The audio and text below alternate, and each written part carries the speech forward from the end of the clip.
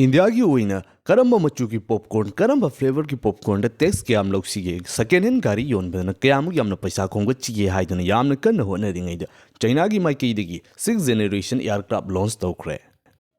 मसीनसु लोइद्री इंडिया का मतम कुइनदगी यंगनबा अमगुमना अदमक लागलिबा पाकिस्तान हाइरिबा कंट्री असी इंडिया की माइकैदगी मखोय असी यामना लाइरबा भिखारी अमनी हाइदुना अदमक लाखलिबनी अदुबो हाइरिबा कंट्री असी चाइना की माइकैदगी मखोय की 6th generation aircraft launch तौखिबगा लोइनेना कंट्री असी 5th generation aircraft निफु पीरगनी हाइदुना सु फोंदोरकली इंडिया हाइरिबा कंट्री असी हौजिक युमथंगबदा लैरिबा कंट्रीसिंग असिगा मरी असी कया इफत फत्रबनी नेपाल हाइरिबा कंट्री असी फाउबा चाइना की बेल्ट एंड रोड इनिशिएटिव की सरुक अमु ओइसिलक्लिबसिनी मसिगुमलबा तांजा असिदा मणिपुर हाइरिबा स्टेट असिदा थोक्लिबा इरांग असिदसु अतोप मपालम की ओइबा कांगबु खर पेनहनबगिदमक्ता इंडिया की ओइबा कानब खर फंगनबगिदमक्ता मसा की ओन सिटीजनबु मिराइदुना थम्बगी यामना चावबु ममी अमा इखुन इफोंग फोंगना उरी इंडिया हाइरिबा कंट्री असिगी ओइना ब्रांडन की ओइना लैरिबा इशू असी अदुकी मतिक यामना चावबा प्रॉब्लम अमा ओइना ngasi फाउ अदमक लाक्लिबनी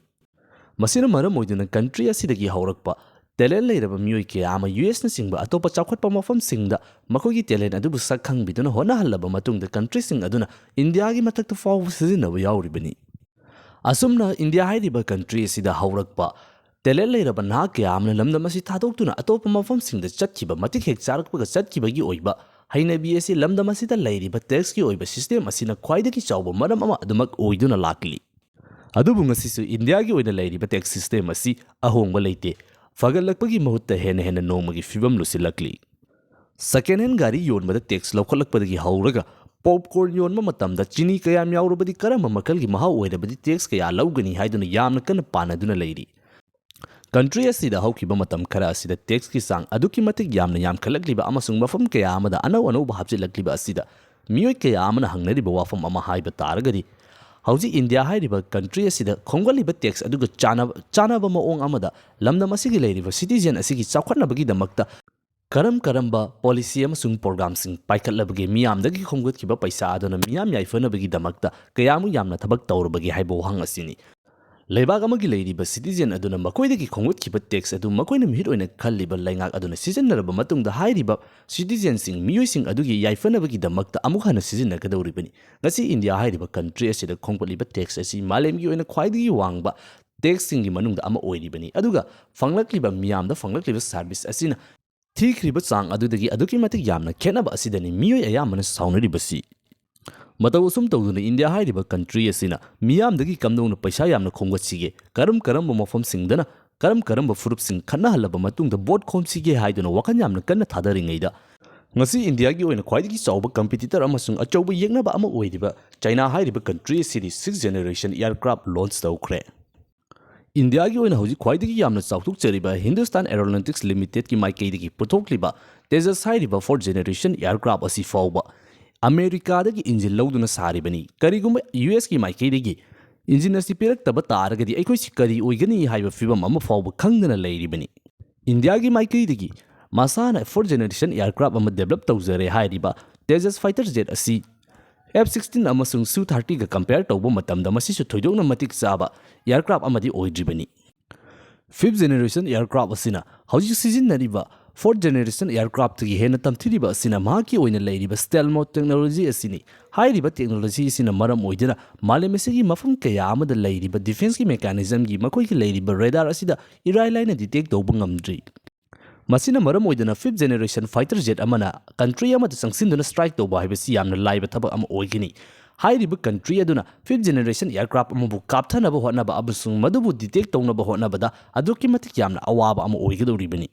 अदुबु ngasi फाउबदा इंडिया हाइरिबा कंट्री असिना मिलिटरी हिरमदा अदुकी मतिक यामना चाउखतचरे हाइबा तारगसु 5th generation aircraft अमा फाउबा लैट्री इंडियाना हौजी यामना चाउथुकचरिबसी फ्रांस दगी लैरिबा राफेल हाइरिबा 4th generation aircraft असिनी मसिगुमलबा मतम असिदा चाइना हाइरिबा कंट्री सिदी 5th generation aircraft असि फाउबा कानरक्तरे हाइदुना 6th generation aircraft पुथोरक्लिबनी मसि हेक पुथोरक्किबगा चाइना की माइकैदगी पाकिस्तान हाइरिबा कंट्री असिदा 5th generation fighter aircraft असि 40 पीगनी हाइबा वाफम असि फोंदोरक्ली इंडिया की माइकैदगी पाकिस्तान हाइरिबा कंट्री असि की चाकनीबा इकोनॉमी अदुकी मतिक यामना सोनबा यामना चाउखतबा कंट्री अमनी हाइदुना कन्ना नोंगनबिरी अदुबो हाइरिबा कंट्री असिना चाउखले हाइरिबा इंडिया असिदगी हाना 5th generation एयरक्राफ्ट मसिगी टेक्नोलॉजी असी मखोइना हाना फंखिगदौरिब्रा हाइबो वांग असिनी इंडिया की ओइना हौजिक 5th generation एयरक्राफ्ट असी फंगनबगीदमक्ता रशिया अमसुंग यूएस हाइरिबा कंट्री अनिसिगी मनुंगदा करमबना हेना फगनी हाइबा वाफम अदुदी यामना कन्ना चममनरिबनी मसिगुमलबा मतम असिदा इंडिया की ओइना ख्वाइदगी यामना चाव येगनबा ओइरिबा पाकिस्तान हाइरिबा कंट्री असिदा चाइना ना 5th generation एयरक्राफ्ट मदुसु निफु पीगनी हाइना फुंदोरक्लिबसी इंडिया की ओइना अदुकी मतिक यामना खदोंग थिनिंगाय अमदि सुसोइ सोइदना ओइरगनी हौजिक असी इंडिया अमसुंग चाइना हाइरिबा कंट्री असिगी मरी असी मतम कुइना अदुकी मतिक यामना फलुद्रबा मतुंगदा तपना तपना फगलकपगी स्टेज समदा लैरिबनी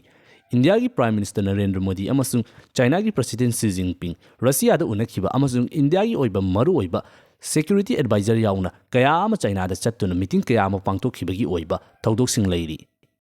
हौजिक नौना लाक्लिबा एशिया की ओइबा यामना मरु ओइबा